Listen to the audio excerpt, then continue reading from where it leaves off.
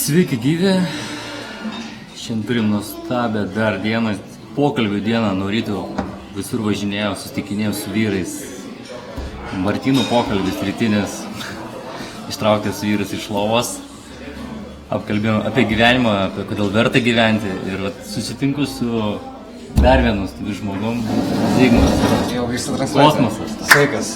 Grįžęs iš kelionės, iš jūs keliaujantis po pasaulį, matantis turbūt daug daugiau negu dauguma. Čia mes matysim, ne? Jo, irgi gerai. Tai va, tai tu man trumpai papasakok, vat, mes truputėlį pakalbėsim apie tobulėjimą pačio vyro. Vat kaip tau sekasi pačiam gyvenimui? Tu žiūrėk, tu važiuoji, buvai Amerikoje, buvai kokios šalys tik nesi buvęs. Aš sekundėlę, aš noriu turbūt pašėrinti įvykį, kad daugiau žmonių matytų, pasižiūrėsiu ar pas mane, aš pasišėrinu ant sienos ir tada visiškai įsijungsiu su tavimi į pokalbį.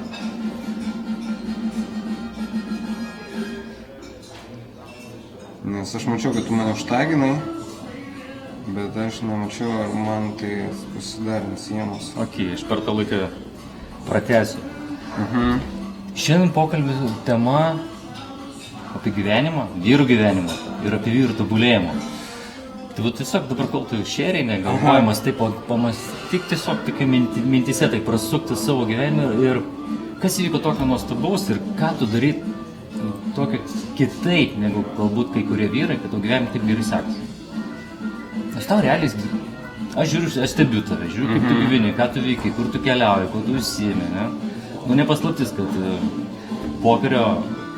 pokeris tavo antras draugas, aš nežinau kaip čia pavadinti galbūt. Kelionės irgi kaip ir vienas iš geriausių draugų. Kaip tu tai suderini ir kaip tu taip gaunasi, kodėl tau tai sekasi? Tai aš gal irgi trumpai tada pasakysiu, man iš tikrųjų buvo labai yra ir smagu ir keista, kad tu pasikvietei mane, vis dėlto aš žinau, kad tu darai tą projektą labai svarbu Lietuvai apie vyrus ir apie vyriškumą ir jaučiu čia didelę jėgą, tame jaučiu, kad tu nori tą, nežinau, atgaivinti mūsų tą pradą. Ir aš turiu labai panašių idėjų tik kitose srityse. Ir žinai, kai tu mane pasikvietei, aš niekada iki tol kažkaip nemaščiau, kas yra vyriškumas, kaip turi elgtis vyras ir panašus dalykai. Ir kaip tu pakvietei mane į šitą transliaciją, kaip aš tik galvas, ne? Jo, matysim. Gal šitai. Tai tiesiog, žinai, aš pradėjau mąstyti ir iš tikrųjų jau vien tai, kad aš pradėjau mąstyti apie tai, jau aš labai daug radau savo atsakymų, savo galvoju. Ir jeigu grįžtant prie visos tos veiklos, ką aš veikiu, tai dabar aš esu, aš turiu tą įvaizdį, kad aš tam pokerio žaidėjas ir panašiai.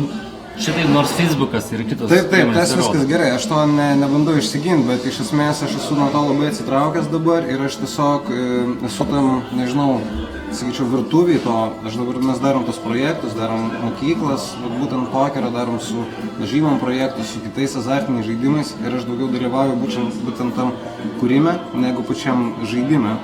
Tai kad tiesiog tie, kas visi žaidžia ir žino, tai jie žino, kad aš pats dabar jau taip aktyviai nebedalyvauju tame.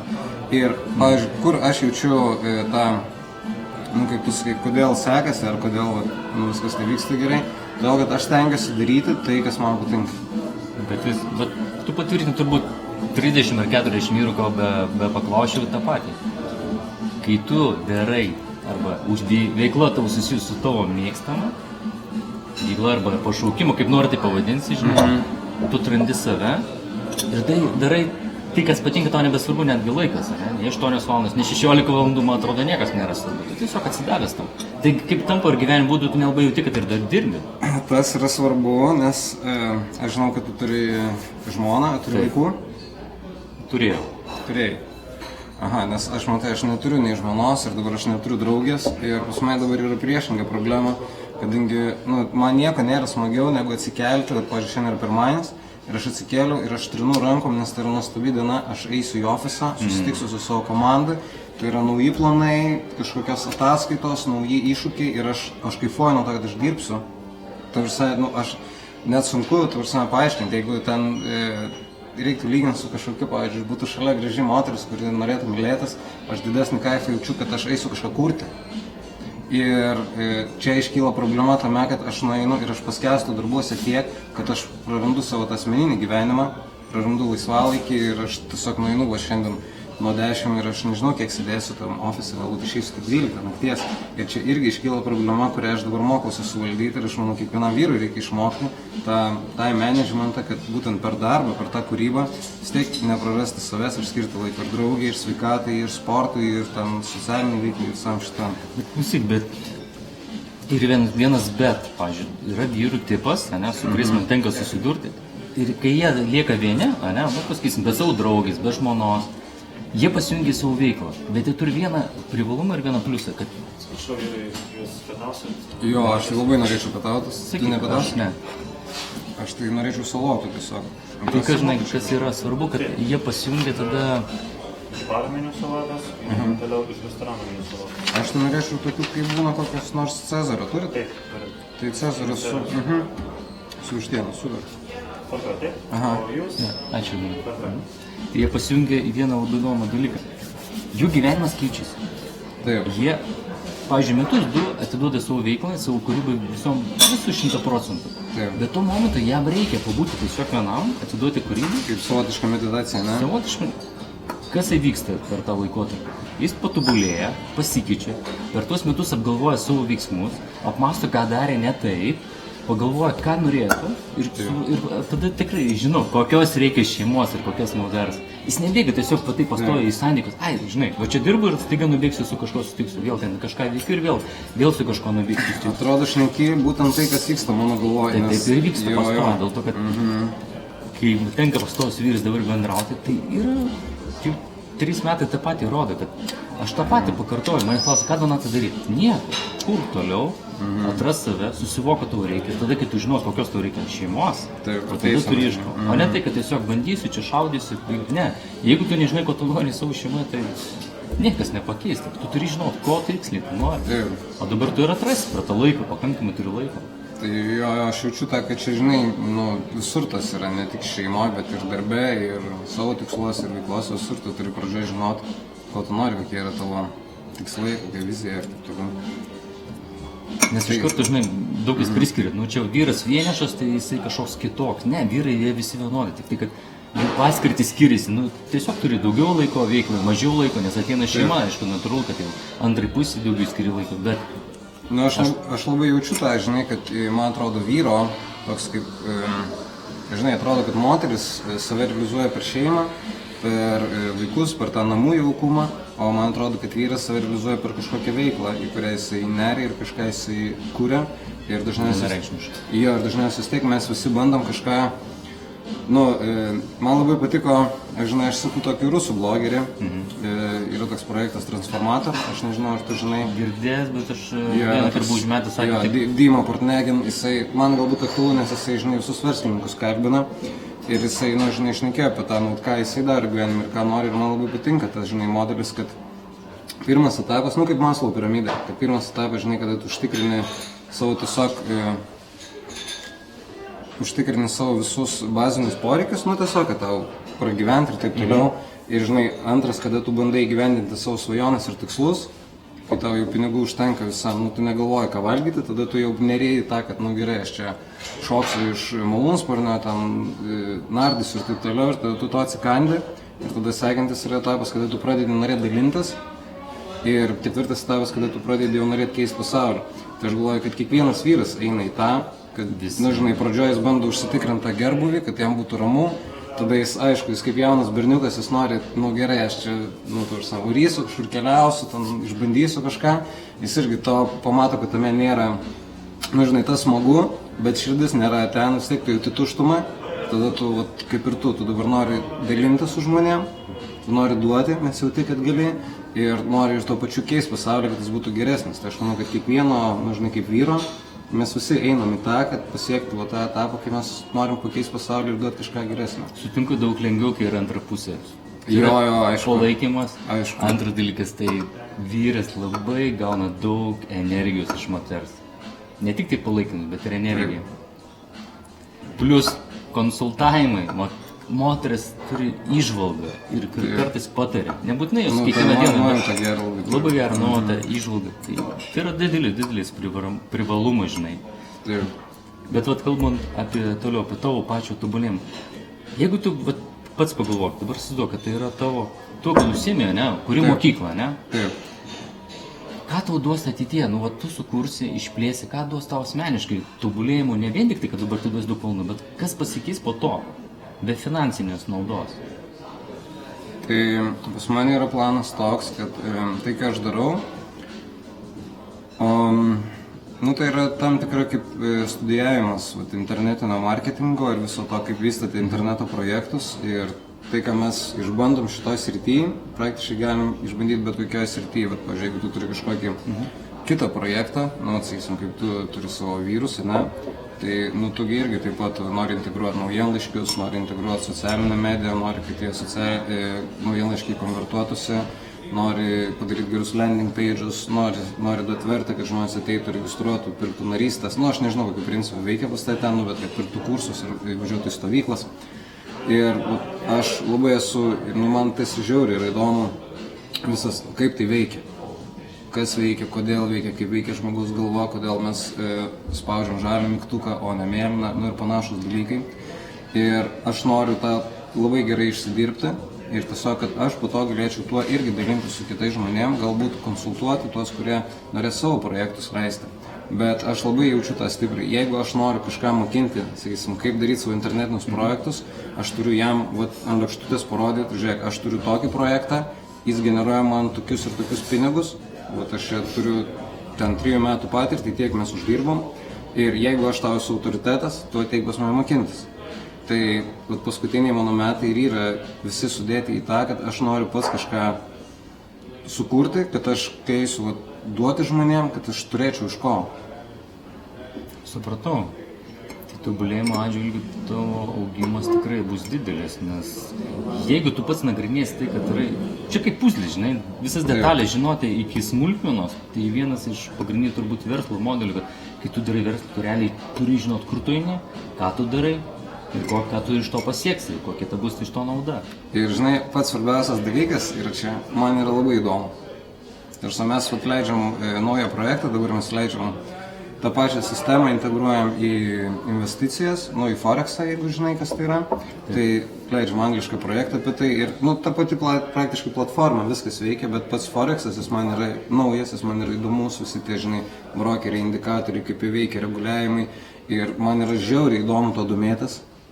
Ir, nu, aš galvoju, jo, jeigu tu nori būti geras specialistas, tu turi gerai išmanyti. Ir kada tau tas įdomu ir tu neryta, tai man toks atrodo, čia, žinai, viskas susideda ir tavo protas, ir širdis vienam, ir tu visas tai. Tai kaip tu sakai, gal trūksta tik moters kokios, žinai, kuri palaikytų. Jų labai daug, tik tai, kaip mes šiandien su Martinu kalbėjom, kartais mes turim akis, bet esame akli, turim ausis, bet esame kurti, žinai. Nematom kažko tai, bet ateis kiekvienas savo laiku. Taip. Aš galiu taip, kiekvienas žmogus į tavo gyvenimą ateina tada, kada reikia. Taip. Ne anksčiau, nei vėliau. Kai esi pasiruošęs, sako, ar priimtum dovaną tokią, kurios neišlaikytum? Ne. Kai būsi pasiruošęs išlaikyti dovaną tokią didelę, tai tikrai jau būsi tam pasiruošęs ir atsidavęs. Tiesiog. Dar norėjau tas paklausti. Pavyzdžiui, ką patartum jaunimui, ne? Vat labai dažnai man užduoda jaunimas tarp 12 ir 16 metų. Mes čia galim klausimų gauti, ne? Bet čia matysim, ne? Tai jeigu čia yra... Čia kas nėra, nematau. Jeigu yra žiūrinčių, tu matai, čia Facebookas, ne? Taip, taip. Gerai, jeigu yra žiūrinčių per live dinerį, tai paklauskit, ką nors, bus tikrai smagiau, jeigu mes būsim dviese, o prisijungs didesnę kompaniją ir galėsim kažką pašnekėti. Man tik biškai nepatinka, kad mes taip šonu čia. Ar tu dažnai šitą kavinį darai? Man nėra skirtumų, iš tikrųjų. Koks skirtumas, svarbiausia, ką išgirs? Nu taip. Tai žiūrėk, grįžtam prie klausimų. Taip. Ką patartum jaunimui, ne, kurie yra tarp 12-16 metų? Jie ieško savęs, vaikinai, ir jie galvoja, kaip mane atrasti, kaip sustiprėti, kaip nepasimesti gyvenime, nes dažniausiai labiausiai pasimetė būtent tas amžius, kai vyksta hormonų kaita, augimas, nu tiesiog jų transformacija tokia didelė, kad sako, aš nežinau, ką veikti gyvenime, aš nežinau, ko aš noriu, aš nežinau, aš esu pasimetęs, pastovi tokie klausimai, man užduoda, gal tu kažkokios patirties turi iš jaunimų, gal kažką, 1, 2, 3 patarimai, ką daryti gyvenime. Tiesiog paprasti, vyriški. Tai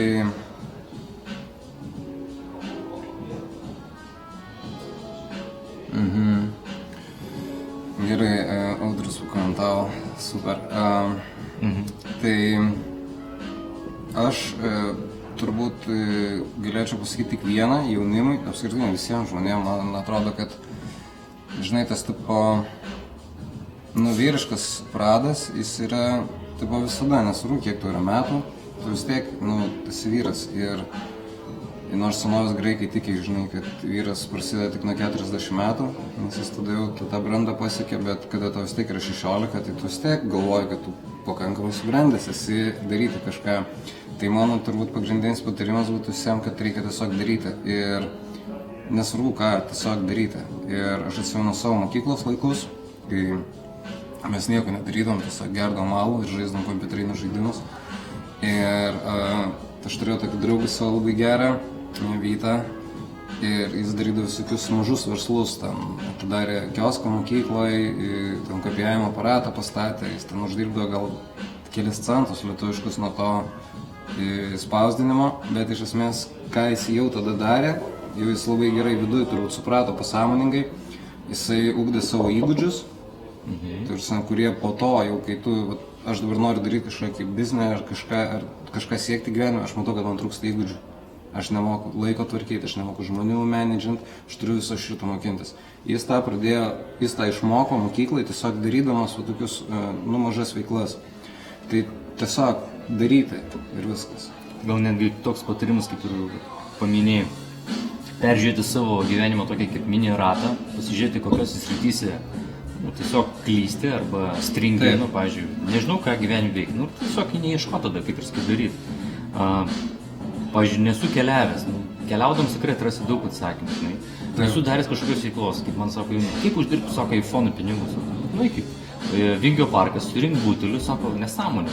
Taip, tu pabandyk. O tu pabandyk, sako, aš kiekvieną rytą ten bėgioju. Ten matau, pastoja vyrus ateinančius su kuprinėm, ką jie čia daro, ir jie bėgioja dar pačiu. Jie susikrauna skardinės ir butelius. Bet jie, matosi, kas pirmas, tas, visą grobį susirinka. Tas pirmesnis, tas gudresnis. Visada yra galimybė, bet ar tik ieško, ar tik tai jau yra, ar bando surasti, žinai, va čia jau kitas klausimas. Tai aš pilnai sutinku, kad visos durys atsidaro tada, kai tu darai. Tugi vis tiek žinai ir turbūt jauti tuos visus visatos ir dvasinius dėsnius, kad kai tu nusprendi kažką ir kai tu viskas pasakai, kad aš darysiu ir pradedi kažką daryti, tai viskas pradeda taip dėliotis, kad viskas sukrenta ir kad tau tiesiog gaunasi.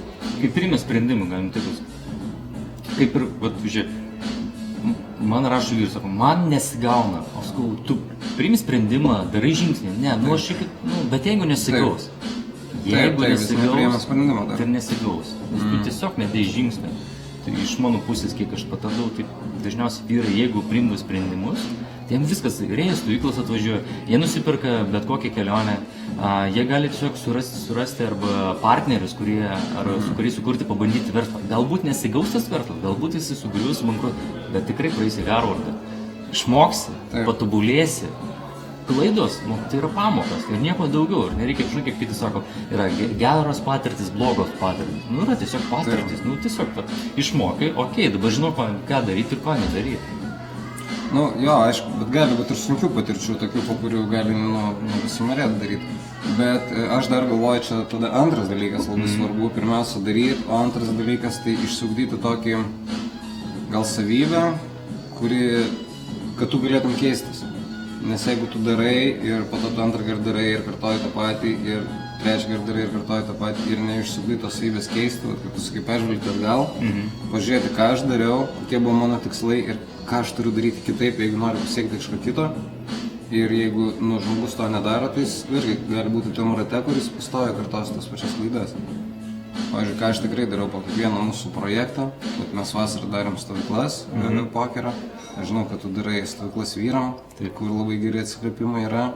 Ačiū. Ir aš tikiuosi, kad kažkada ir aš nuspręsiu ir atvažiuosiu sudalyvauti. Tai, tai ką mes darom po kiekvienos stovyklos, tai tu sėdi, tu susirašai, kas pavyko, kas nepavyko, ką galim buvo padaryti geriau, kur ten kažkokios klaidos ir tiesiog, kad kitą kartą, kai darai, tu jau stengiasi tų klaidų nebedaryti ir padaryti geriau. Ir savaime, aišku, nesigauna viskas gerai vėl, po to tu vėl sėdi, vėl analizuoji, čia labai normalus tobulėjimo procesas. Bet labai žmogiškai. Klysti žmogiškai. Taip, taip, taip. Jeigu galvoji, kad padaryti bet kokią stovyklą yra va tai va. Iš tikrųjų reikia labai įdėti daug darbo, daug laiko, atsidavimo. Ir aš pagal save jaučiu, jeigu aš sugebu atiduoti save, labai teisingai pasakyta, 100% idealiai viskas gaunasi. Bet jeigu aš pervargstu, neužtenka energijos, būna, kad visko. Bet visą laiką atiduodu maksimumą. Tiek aš turiu resursų, pavyzdžiui, stovyklą duodu visą savo maksimumą, visą savo galimybės, potencialą, žinias, viską atiduodu maksimumą. Ir tada rezultatas kitas. Nes tu nesi tas, kuris, žinai, truputėlį vyrai išimduosiu, čia pasižaisi, tada kitą vėliau. Ne, tu imkit viską. Taip, žmonės labai jaučia tą, ar tu atiduodi save ar ne. Iškart mato. Ypač dabar mūsų laikais, žinai, kai visa yra ta medija, mes visi turim tos kanalus, tai žmonės labai lengvai gali atsirinkti, kas yra tikra, kas ne. Tikrai tai. Kas, pasakoj gal truputėlį, kas iš vis tavo gyvenimo veža, sakysim, uždega tave, kaip degtukas duoda, kad gyveni, kad trūksta energijos ir taip degtukas tas įsidega, žinai. Gerai, ačiū labai. Skanos. Tai gerai, aš gal tiesiog pavalgysiu po mūsų streamo. Dar pusvalandis liko, tai žinau, atvėst, tai gali valgyti. Tai kad salotos, tai užkušiuoti, nėra kur atvėst. Ir tai aš turiu 2 dalykus, kas mane veža gyvenime. Vienas tai yra laisvė. Ir čia yra tokia iš mano turbūt pagrindinių vertybių. Bet jinai, nėra tokia, kad ten taškyt save, bet tiesiog, kad tu, visi mano projektai, visi mano veiklos yra statomos taip, kad aš nebūčiau pririštas prie vietos, kad aš galėčiau dirbti iš kur noriu, kad aš galėčiau dirbti kiek noriu, kad aš galėčiau, kada noriu keltis į darbą, nors aš turiu režimą, kas man labai patinka, nes aš anksčiau labai ilgai gyvenau be režimo. Aš dar turiu normalų režimą, kada aš keliuosi, kada aš pradedu savo darbo dieną, tas yra gerai, bet aš žinau, kad aš turiu visišką laisvę tame. Jeigu aš vieną dieną sugalvosiu pakeisti, ar vieną dieną sugalvosiu, kad man geriau keltis ten, ne 10 ryto, o 6 ryto, man labai lengva tą pakeisti. Ir priešingai, jeigu aš sugalvosiu, kad geriau keltis ne 6-11, aš tą galiu. Man, tą labai lengva padaryti. Ir kada aš nejaučiu tų kažkokių pančių, tada aš labai jaučiu, kad mano tas kūrybingumas gyvenime, jisai labai toks laisvas, tada daug idėjų ateina, daug noro daryti, daug entuzijazmo. Tai čia laisvė yra vienas iš pagrindinių dalykų, o kitas, kas labai mane motyvuoja, tai tiesiog bandyti kažką naujo. Ir čia irgi, nėra gyvenime taip, kad dalykas turėtų tik pliusą. Visada yra viena pusė ir visada yra kita pusė. Tai iš vienos pusės yra faina, kad mes pradėjome kažką naujo, aš labai užsimotyvavęs, aš darau, bet savaime, aišku, praeina metai, man pasidaro nebeįdomu, aš ieškau kažko naujo. Ir tarsi aš tą projektą jau kaip ir biškį apleidžiu, palieku, aš jau ieškau žmonių, kas tai įvystytų. Ir galbūt, ne visiems tas patinka, ypač komandai galbūt nepatinka, su kuria, dirbu, nes vieni žmonės mėgsta turėti vieną projektą ir daryti visą gyvenimą. Aš galbūt noriu daugiau išbandyti įvairių. Bet yra normalu, yra kūrėjai, yra techninė dalis, žmonės, kurie mėgsta tiesiog tai palaikyti, tobulinti, nagrinėtis, papildyti.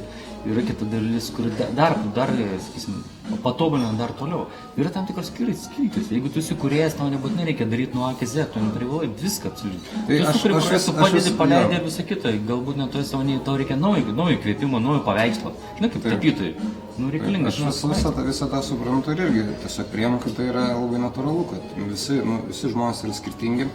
Ir mūsų ta komunikacija vienas su kitu, kiekvienas ryšys jis yra savitas ir kiekvienas yra skirtingas. Žinau, kai susitinka 2 pasauliai ir mes bandom sukurti ryšį, tai gaunasi visada kažkoks margas. Ir su kiekvienu žmogum, su kiekvienu darbuotoju ar partneriu, jis visiškai kitokios spalvos, kitokio margumo.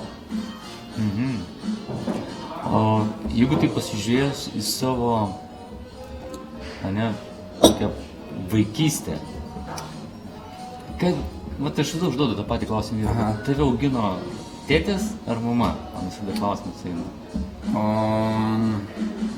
Nes kaip jauti labiau, nes kai tėvas labiau augina, tai tu jaučiat, pavyzdžiui, pas tu tokius labai vyriškus savybės. Aš jaučiu, kad mano mama augino. Bet klausimas tada, kas buvo tavo treneris, nes jeigu vyras turi vyriškų savybių, jis kažkur tai jas pasisėmė kažkokiam laikotarpiu. Arba turėjo gerą trenerį, ar turėjo kažkokį pavyzdį, bet kas. Gali... Bet aš neįsivaizduoju, kaip tu gali neturėti vyriškų savybių. Aš galvoju, kad čia yra toks, nu žinai, kad aš bendrauju su moterim, aš, nu, tu žinai, gaunu daugiau moteriškos energijos, nes aš pasidarau jautresnis, aš galbūt ją labiau suprantu, kad aš bendrauju su vyru, aš labiau komunikuoju tą vyrišką energiją. Šiuo momentu su kuo tu daugiau bendrauji? Su vyru, nes aš labai jaučiu šitas vyriškumą. Ne, bet su šiaip aplinkoje per mėnesį laikotarpį vis tiek daugiau su vyrais bendrauji ar su moterimi? Sunku pasakyti. O čia reikia pastebėti šitą dalyką. Jo, nes anksčiau pas mane buvo, nu, praktiškai vien moteris. Nu, buvo profesiniai srity daug vyrų, bet aš mažai su jais, nu, dažnai mes tik apie darbus. Bet paskutinio, vat, prieš metus, kokius aš pradėjau labai jaus, kad man trūksta vyrų. Man trūksta tokio, žinai, vyrų rato. Jokio, tai Hebros, žinai, gaujos. Kur, taip, kur aš tiesiog, žinai, man nebūtina jį ten kiekvieną suprasti, kiekvieną išklausyti, su kiekvienu turėti kažkokių ten, žinai, intrigų, kaip būna pas moteris, bet turėti kažkokią, žinai, savo gaują, kur tu gali ateiti ir tiesiog jaustis gerai. O ta energija ir viskas, tu gali ateiti, tylėti ir tau gerai.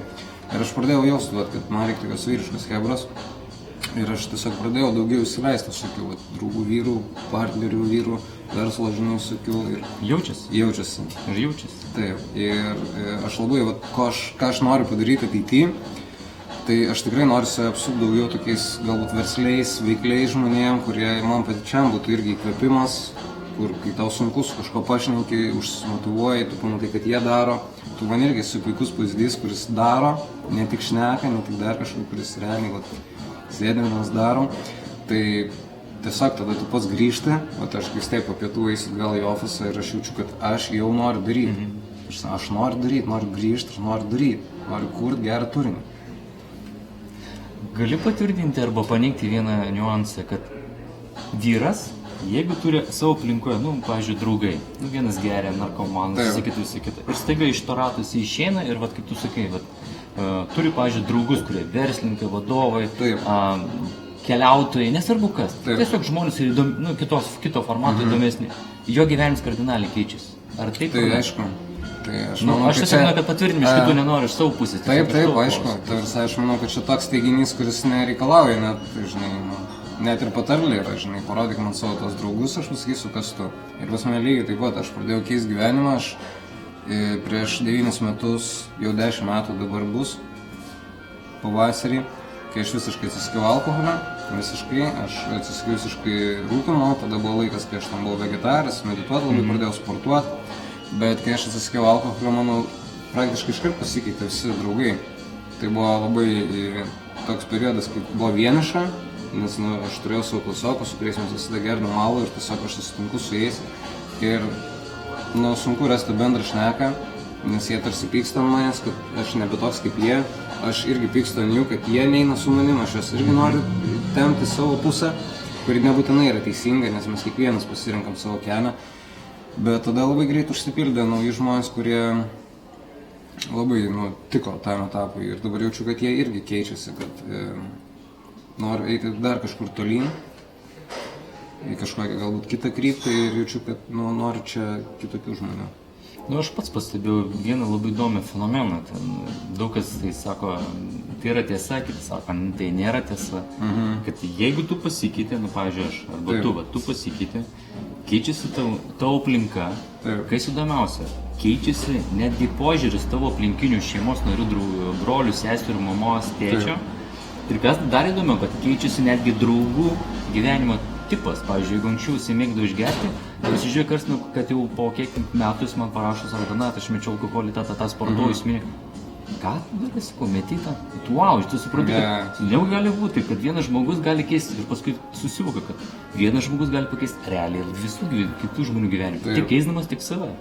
Tada kai tu vietų save keiti, kas darosi aplink tave. Aš labai tą jaučiu, kad žinai, kad reikia nebandyti pradžioje keisti kitus, o reikia dirbti su savim ir būti tiesiog gerų pavyzdžių. Ypač jeigu mes ten šnekame apie kažkokį vaikų auklėjimą, tai pirmiausia, kad tu pats dirbi su savim, darai gerą pavyzdį ir rodai, kaip galima gerai gyventi. Ir tada viskas jau savaime, man atrodo, kad vyksta. Galbūt tik, žinai, aš galvoju, ne visiems yra Lengva būti kitokiem, nes man labai patinka būti kitokiem. Aš labai kaifuoju. Aš jaučiu, žinok, jeigu visa Lietuva būtų tipo blaivininkai, jeigu visi, aš turbūt vienas gerčiau. Nes aš būčiau kitoks. Nu, tai aš tada gaunu dėmesį, man veža tas, ne, aš kaifuoju nuo dėmesio. O todėl aš irgi darau tipo video, darau tos pačius live streamus kaip tu, nes aš belia kaip kaifuoju nuo dėmesio. Ir tu ir sakai, aš, pažiūrėjau, atsisakiau alkoholio, nu tai aš gavau belia kiek dėmesio. Belia kiek, nebūtinai gero. Ne, vat, nu, Visokio. Taip, ir ne visiems tas patinka, kiti gauna daug dėmesio ir jie nusprendžia, kad, nu gerai, aš grįšiu atgal į tą ratą, kad nebūčiau išsišokėlis. Nežinai, vis tiek, kada tu turi ratą žmonių ir, nu, kai tu turi tą, nežinau, hebra gaują, jeigu tu išeini iš jo, jie tave bando įtraukti atgal. Nu, tarsi, čia labai normali masių psichologija. Ir žmogui, aš manau, kad daugeliu žmonių labai yra sunku tiesiog išlaikyti savo tą naują pasirinktą kryptį, jis tai grįžta atgal. Būna ir tokių atvejų, kai žmogus tobulėja, yra 2 variantai, netgi 3 variantai. Arba jis pakyla, arba lieka tam pačiam lygiai, arba dar irgi arba dar nukrenta dar žemiau negu buvo prieš tai. Tai čia kuris variantas bus, čia priklauso nuo pačio žmogaus. Okei. Pinigai vyrui svarbu ar ne? Belia kaip svarbu. Nes kiti sako, ne, nesvarbu, užtenka dvasingumo. Nu, Aš suprantu, kad dvasingumas yra labai svarbu ir man tai yra labai svarbu, bet pinigai kažkiek tai vis tiek sudaro tą dalį. aš tai labai norėčiau tą turbūt, galbūt, nežinau, galbūt kažkiek atskirti. Tursim, kas yra tas dvasingumas? Nu tavo, kaip tu Kur yra ta riba tarp tokios, žinai, sveiko dvasingumo, tokios, nežinau, psichologinės higienos savo, kur tu tiesiog rūpinėsi savim, kad tau gerai viskas būtų su tavo galvo, vertybėm, nu, su tavo egzistencija visa čia, ir kai tu jau, nu, paneri ten per daug ir jau kai tau viskas galbūt pasidaro nesvarbu, nes aš atsimenu, kai aš aktyviai praktikuodavau meditacijas, mano projektai, nu, jie man visiškai nerūpėjo. Dėl to, kad tu medituoji, tu pats kaifuoji nuo to, nu ir tau tokia tarsi kaip apatija, nu tau viską viskas gerai kaip yra ir tu per daug nesiparini. Ir tarsi, nu, tu negyveni toj žemė. Tai, tarsi, dvasingumas svarbu, bet aš labai norėčiau taip, žinai, bent jau aš dabar žiūriu iš to žemės perspektyvos, nu, kad tu turi labai tvirtai stovėti ant žemės. Ne šiaip su šitoj žemėse, ne? Taip, ir nu, mes gyvenam žemėje, mes galim sakyti ten apie tą dvasingumą, apie viską, bet iš esmės mes rengiamus rūbais, kurie pagaminti iš realių medžiagų, kuriuos turbūt visus gamina Kinijoje, tie patys, žinai, juodadarbiai vaikai, nu, supranti. Taip. Ir tu gali medituoti, skraidyti, bet iš esmės tu vis tiek, tu norėsi valgyti. Aš nežinau nei vieno draugo, kuris dar būtų taip, žinai, išsimeditavęs, kad jam nereiktų gyventi šitą žemę. Galim tai pasakyti, kad reikalingas balansas. Tai būtent harmonija. Kad harmonija. Taip, labai, aš tą labai... Jeigu nueisi pinigus, ne, tai tada gali čia kažkur nukristi. Jeigu nueisi per dvasingumą, tada čia gali. Aš manau, kad čia teisingiausias tavo pastebėjimas, kad labai čia yra gerai. Ir, pavyzdžiui, apie pinigus, man pinigai, nu, aišku, čia aš nieko naujo nepasakysiu, tai pinigai yra įrankis. Visi dabar kalba skirtingai, vieniems sako labai tai svarbu, kiti nesvarbu, nekreipdėmės, dėl to aš ir duodu tiesiog. Taip, pinigai yra labai svarbu, nes tai yra įrankis, kuris tau leidžia realizuoti save. Čia kaip kažkokiam tapytojui teptukai. Jam sunku tapyti, jeigu jis neturi teptukų ar dažų. Tai čia irgi, aš kadangi noriu daryti projektus, jeigu aš turiu pinigų, aš galiu samdyti geresnę komandą, galiu samdyti jam daugiau žmonių, galiu mokėti didesnius pinigus, galiu kažkokias programas pirkti, kurios yra brangios, kurių man reikia. Ir toks, nu, aš jaučiu, kad man įdomiau, aš turiu daugiau galimybių kurti. Jeigu aš turiu mažiau pinigų, aš turiu kažkaip, nežinai, tas irgi yra įdomu, tada tu turi visą tą patį menedžinti, tiesiog su mažiau pinigų. Nu, tarsi, žinai, bandyti išgyventi už 100 eurų ir tu tada eini ir ieškai pigiausių prekių. Tai man pinigai labai svarbu, kad aš turėčiau tą laisvę projektuose. Kūrybai, realiai daugiau kūrybai. Gyvenimui, aš manau, kad gyvenimui... Užtenka labai nedaug. Ypač, kadangi aš, kaip čia, neturiu tų tokių didelių svajonių, kur ten turėtų kokį nors savo lėktuvą ar savo jachtą, tai, nu, man labai paprasta yra. Nes man vyrus pavadina, tai svarbu turėti gerą automobilį ar prastą automobilį? Taip. Sakau, pasirink vidurkį, pasižiūrėk, kuris tau labiausiai aktualus, su kuriuo tu jautiesi tiesiog gerai. Jeigu tikrai turi labai prastą automobilį, ten prieš 30 metų pagamintų, bet galbūt tu blogai jausiesi, bet kitas žmogus kaip tik nori tokį turėti retro, dar kažkokį stilių, ne? Gal jam patinka, tu pasižiūrėk, kas tau labiausiai tinka, gal nebūtinai turėti vaidinti ir rodyti visiems, kad tu esi pats kečiausias. Ne automobiliai esmė, ne tavo, aš sakau, ne tavo kiaušinių stiprumė esmė, kaip tu ilgesi su žmonėm. Aš čia labai sutinku, žinai, kad mes kiekvienas turim bandyti ieškoti, kas mums yra svarbu, o ne bandyti, žinai, aš ten, kad vat, aš ten turiu nusipirkti laikrodį gerą, nes čia yra prestižo reikalas ir, nu, žinai, aš verslininkas, aš turiu turėti laikrodį, nors aš gyvenime galbūt jį nežiūriu. Aš tikrai turiu tokių atvejų vat, savo gyvenime, kai sėdi mano draugas ir aš matau, kad jis sėdi su laikrodžiu ir natūralus klausimas iškyla kiek valandų.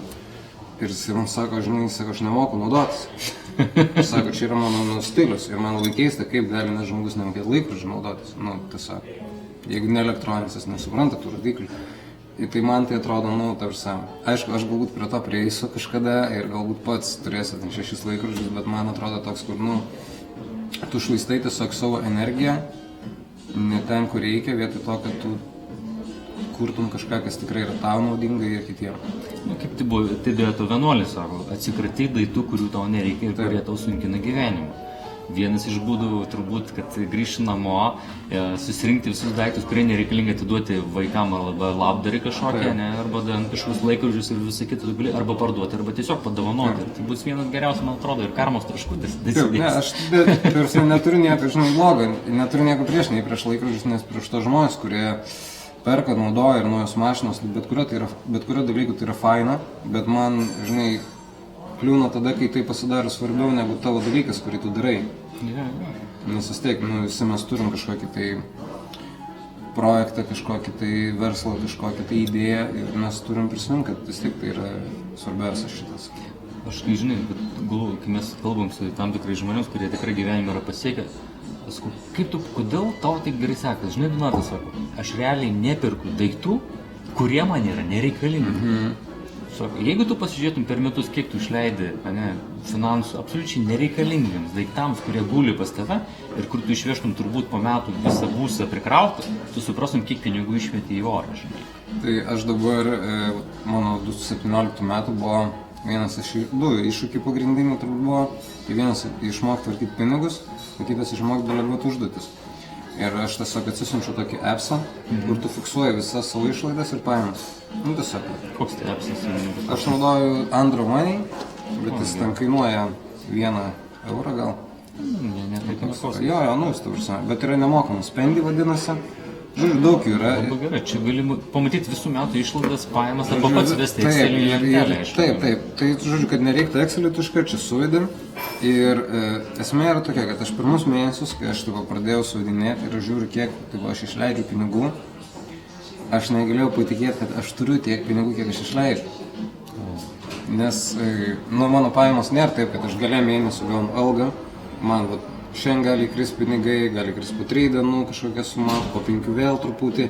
Ir kai jie krenta taip po truputį, tu nematai, tu tiesiog įkrito, nuo jie išleidai. Ir tu net nepastebi, kad tie pinigai buvo. Ir aš kai tiesiog nieko nedarau, tiesiog buitinė mano reikmėm ir ten buvo sausis, vasaris ir aš žiūriu vieną mėnesį 3000 išleisti, kitą mėnesį 3500 ir aš net negalėjau suvokti, kad aš tiesiog nieko neveikdamas, aš išleidžiu tokius pinigus, kur aš net nežinau, kad man tiek įkrenta tą mėnesį. Čia galbūt geras vienas iš patarimų, kaip valdyti savo finansus ir kaip susikaupti pinigų įsigint tam tikrus daiktus arba poreikius. Aš manau, kad čia pirmas dalykas, jeigu tu nori sutvarkyti pinigus, tai pirmiausia, tu turi pradėti fiksuoti. Ir aišku, aš tai labai tą naudoju iš milijonieriaus mąstymo, atsimenu, iš Ekerio turiu, kad tu turi 5 sąskaitas. Verslui, švietimui ir tiesiog kiekvieną su pinigų sumą tu gauni, tai išskirsi 10%, 20%. Tai man šitas labai gerai veikia, bet vis tiek reikia fiksuoti, nes tu pamatai, kad smulkmenom išsileidžia didžioji dalis pinigų, nors tau atrodo, žinai, kad tai va čia, ten 3 eurai ten, 6 eurai ten ir atrodo nieko, o tu po to pamatai, kad tai yra krūva pinigų. Žinai, reikėtų appsų, žinai kokią? Aš galvoju, kad įkrenta pas tai pajamos, 50% iškart įeina į tam tikrą sąskaitą, kur tu ką norit gali daryti, bet metus jų neįsiimsi. Tai užsienį tas yra. Tai tada greit Jo, susikaupti. užsienį tas yra su bankais gali, nes mano viena draugė Norvegijoje, jinai turi tokį, jinai kiekvieną kartą, kai atsiskaito kortelę, jis yra padaryta, kad 10% papildomai nueina į kitą sąskaitą. O, gerai. Jo, jinai taupo kelionam ir, pavyzdžiui, toks, tikrai žiauriai būtų gerai, tu net nepajaustum to, kad labai geras 10% daugiau podcastas. išleidai, o tie gali sutaupyti. Bet man atrodo, kad Lietuvos bankai neturi, bent jau kai aš domėjausi prieš gal 2 metus, tai tikrai neturi, gal dabar jau ir yra. Nu, čia nerealiai idėja, čia fantastiška idėja. Jo, ir grįžtant prie to vyriškumo, tai ką aš pats irgi jaučiu iš savęs, kad mes galim sakyti kaip norim, kad ten pinigai nėra svarbu ir taip toliau, bet aš manau, kad į vyras, kad jisai turi pinigų, jis jaučiasi daug geriau ir jis daug geriau gali, nežinau, save realizuoti. Jam nereikia jaudintis, kad jis neturės ten už butą sumokėti ar šeimos išlaikyti ar panašus dalykai. Vis tiek aš manau, kad vyrui tai yra didelė jėga. Nežinau, čia tik tai mano nuomonė. Aš manau, kad vyras iš vis atsakingas už finansus yra šeimoje ir jisai turėtų nešti naudą. Man pažiūrėjau, aktualu, kai mano žmona yra laiminga. Jeigu dabar sakyčiau, žmona, tu privalai dirbti, daryti tą ir uždirbti nemažai pinigų, aš manau, kad tai nebūtų pirmas dalykas sąžiningai iš mano pusės, kaip vyro pusės, tai reiškia, tu jau sugebi iš savo moteris reikalauti, kad neštų pinigus. Mano galva, vyras turi atsakyti su savo šeimą, su savo žmonu, tada jis prisimė visą atsakomybę, tada nėra kur traukti, tiesiog tu žinai, kad tu privalai judėti. Nes vyrui sėdėti vienoje oloje nėra saugu, jis miršta, degraduoja. Aš manau, kad ten turėjom kažkokių komentarų, ar galim pasižiūrėti per Facebooką? Nematau, žinok. Nebuvo, nes aš mačiau, kad kažkas rašė. Paskui nueina, šiek tiek vėliau. Tai paskui galėsim atsakyti vėliau tada, žinai. Nes baigsis mūsų už 13 minučių pokalbis. Tai labai gerai. Tai tu nenori atsakyti klausimus, ne? Aš vėliau mes atsakysim. Gerai. Tai aš galbūt pasinaudosiu progą ir tada irgi biškai papasakosiu, kad aš labai tikiuosi, kad aš šių metų pabaigoje startuosiu su savo idėją, kur aš norėčiau kalbinti būtent aktyvius, veiklius žmonės, šiuo atveju nebūtinai vyrus. Ir galbūt daugiau iš skaičių pusės, kad parodyt, kiek žmonės dirba, kiek uždirba, ar sunku padaryti, ar lengva. Pirmiausia, žinai, dėl to, kad aš pats irgi gaučiau patirties, gaučiau ryšius ir dėl to, kad aišku norisi dalintis. Tai kai aš pradėsiu, tai aš labai norėsiu, kad tu pas mane irgi ateitum ir papasakotum būtent apie tavo projektą, kaip tau sekasi jį daryti, apie stovyklas. Gerai, galėsim. Bet būtent iš irgi idėjos ir iš biznio pusės. Ir tada irgi galėsim atsakyti, jeigu bus daugiau klausimų.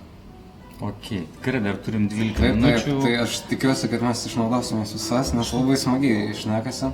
Išnaudosim. Mes apie pinigus pakalbėjom, apie moterį šiek tiek palėtėm. Kas dar aktualu vyrui? Kas vyru tu? Gerai, saviugda, ne? Tobulėjimas. Vis tiek kažkokių žingsnių sėmi, kad tobulėti. Neužtenka vien tik tai, žinai, susitikti su vyrais, daryti savo projektus. Ieškai kažkokių tai mechanizmų, ne? Pavyzdžiui, vienam yra anksti kelti, sportuoti, skaityti knygas, pasižiūri YouTube įvairią medžiagą, ten domisi. Kokia tavo tendencija, arba kaip tu darai, tavo ritualai galim taip pavadinti? Aš tobulėjau daugiausiai iš knygų. Knygos daug. Man tai yra, tu klausai, kas mane veža, ką man patinka daryti, man patinka skaityti. Kasdien faktiškai išeina paskaityti ar nelabai? Ne, dabar dėl projektų neišeina, bet mes dabar labai daug dirbam. Bet dabar aš kai galvoju, kad aš norėčiau mažiau dirbti, kad turėti daugiau laiko gerom knygom. Aš nelabai mėgstu romanus, aš daugiau skaitau apie psichologiją, verslą, panašius dalykus, bet man labai patinka. Ir dabar aš skaitau tokią knygą, vadinasi Charizma.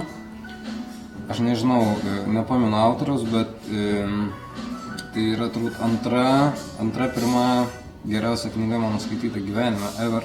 Ir aš daug tikrai esu skaitęs ir daug gerų knygų, ypač saviugdoj. Ir dėl to, kad ten yra labai labai daug rimtų klausimų.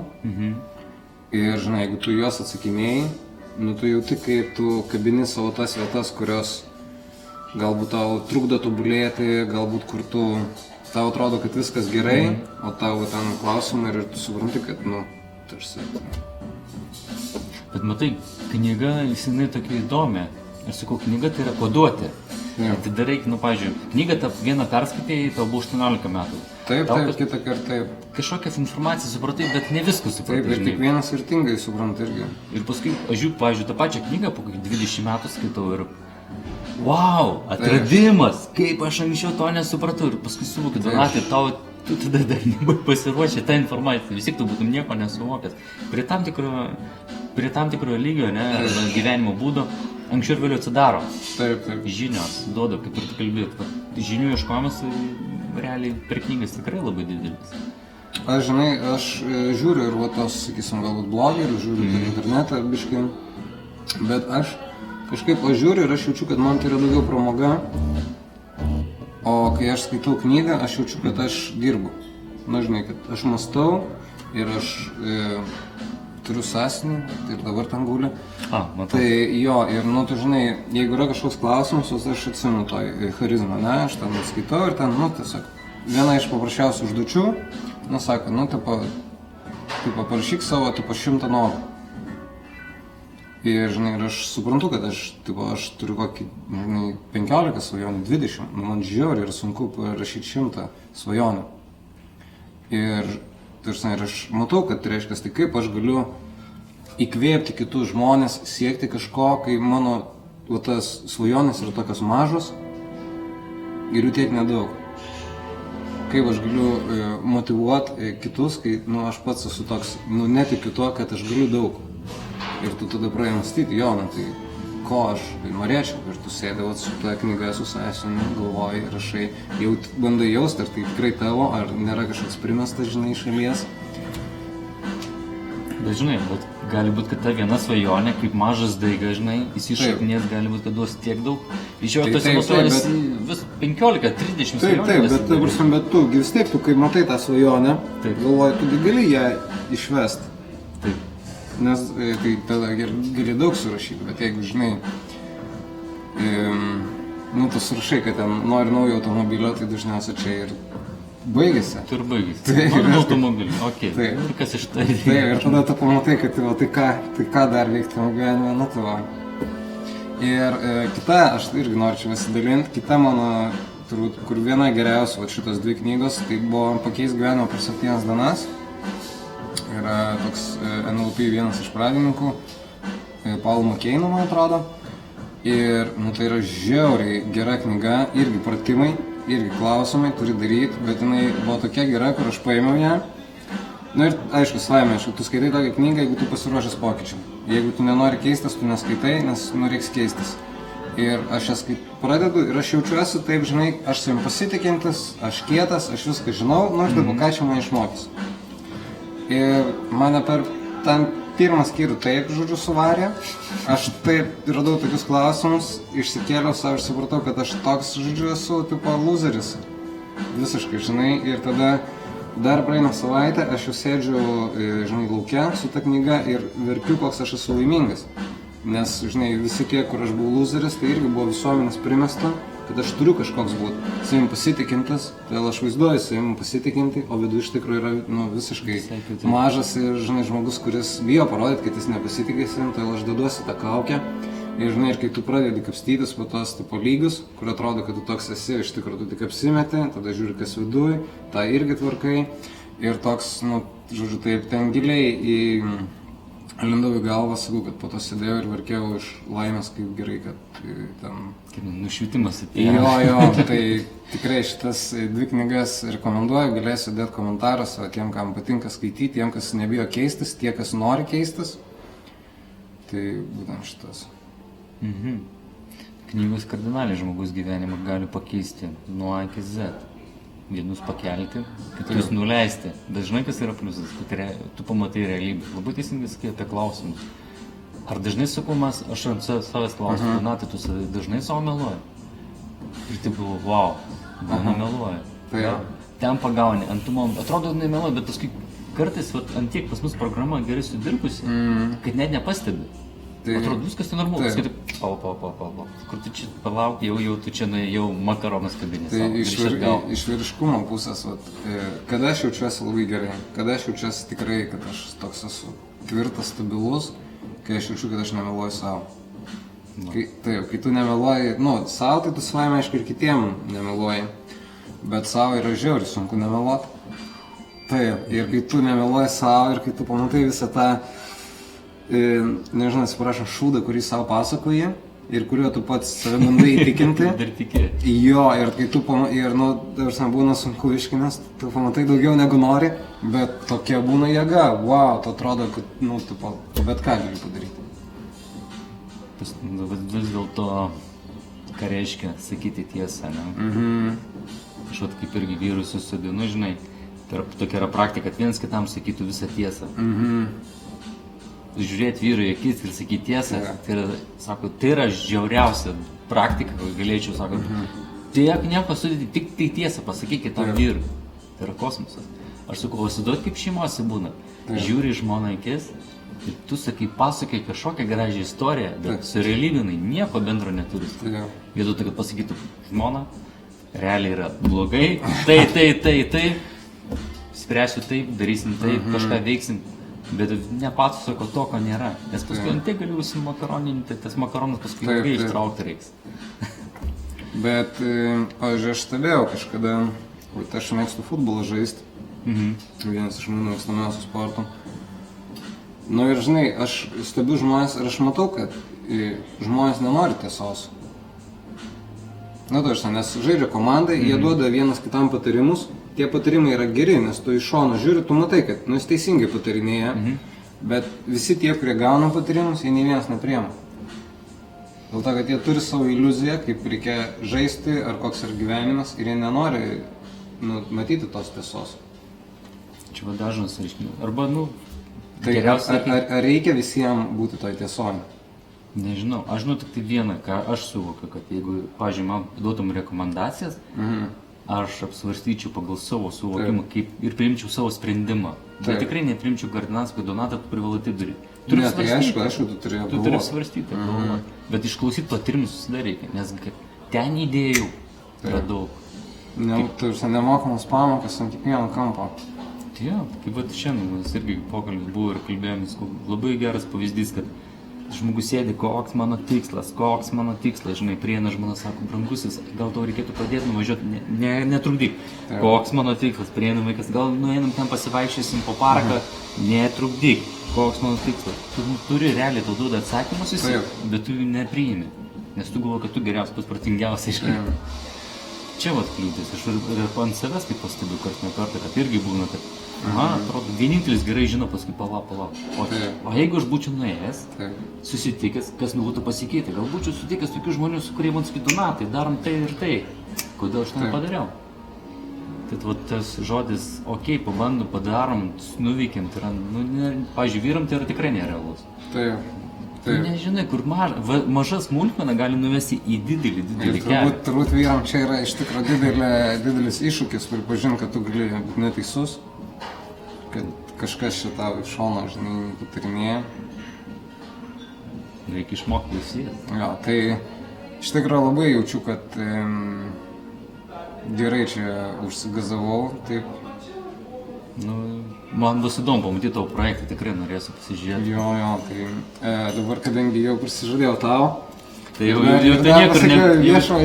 niekur nedingsi jau. Jo, ir man iš tikrųjų tokie dalykai veikia, tai aš tikrai rekomenduočiau visiems daryti, nors žinai, kai kas sako, turi tam tikslus, niekam nesakyk, nes tam neįvyks, tam dar kas nors, man yra priešingai, išsikėliai, pasakei visiems, galbūt nebūtinai tai, kad tu padarysi, bet aš atsimenu, kai aš papaustinau į Facebooką, kad aš draug badavimą sulčiau, tai aš tam dariau tik kelias dienas ir aš tiesiog aš norėjau pasidalinti ir man žmonės pradėjo rašyti, man pradėjo siūsti visokius, žinai, patarimus, pradėjo siūsti video, davė visokias programas mokamas, kur tiesiog ir aš gavau tiesiog informacijos apie viską, apie mitybą, apie sportą, kur jeigu aš būčiau daręs vienas, aš gyvenime nebūčiau jos tiek radęs. Ir man visi būtent tie surašė, kurie tam turėjo didelius badavimus po šiandien ir panašiai. Ir tiesiog, jeigu tu daliniesi, tai dažniausiai tau visą tą duotas žymiai daugiau atgal. Liko 30 sekundžių, norėjau tada paklausti paskutinio. Pabaigai paklausiu paprastai. Ką patartum vyrui? Tiesiog kažkoks vienas labai geras patarimas, ką žinau, ryte, galbūt dieną, ką daryti, vakare, Tai Gali būti, kad kaip padaryti save laimingą arba turbūt visiems žmonėms tą patį, skirti laiko savo. skirti laiko Jo, savo. ir tai labai gerai. Mankšta, kažkokia trumpa meditacija, ar šiaip pamastyti, ką tu nori veikti tą dieną ar gyvenime. Tai ką, Paskaityti mūsų- knygas. jo, baigėsi? Gerai, ačiū. Ačiū tau. Iki.